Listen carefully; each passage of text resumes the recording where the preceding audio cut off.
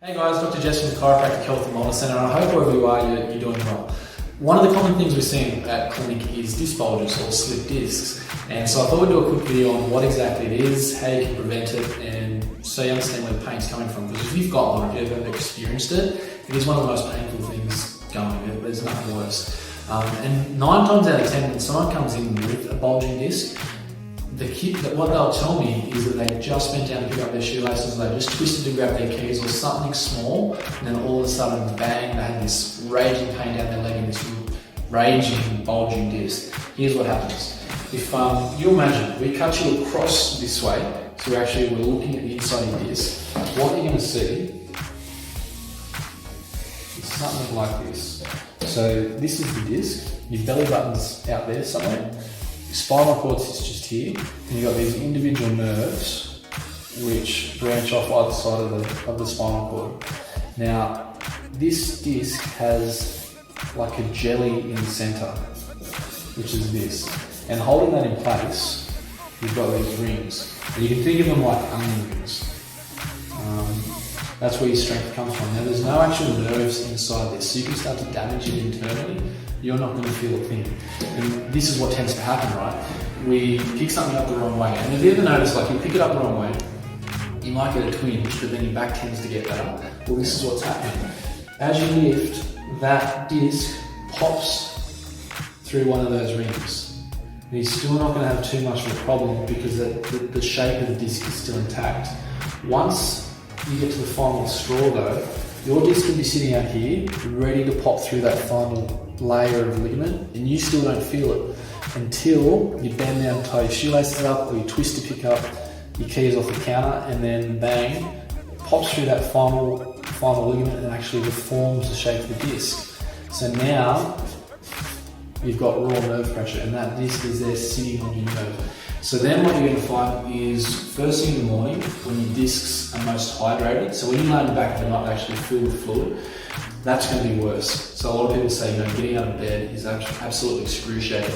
As you start to walk and as you start to move, that disc starts to dehydrate, you start to push some of the fluid out so that you don't have the same amount of nerve pressure.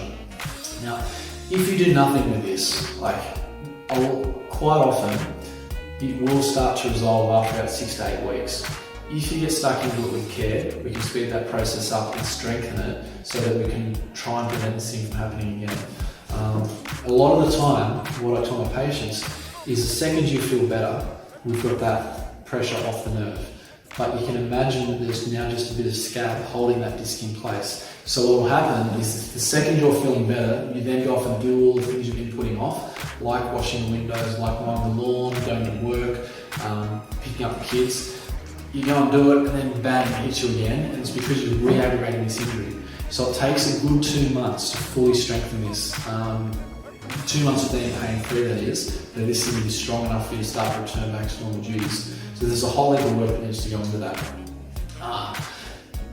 The best thing you can do, because a lot of people tell me, or a lot of the old advice used to be just lay in bed and try and hold rest, and that is the worst thing you can do, because we now know if you're laying in bed, your muscles are deconditioning, the disc is staying swollen, it's just not going to heal. In fact, if you lay in bed, the chances of this thing going on for months and months is higher than if you actually get up and get moving.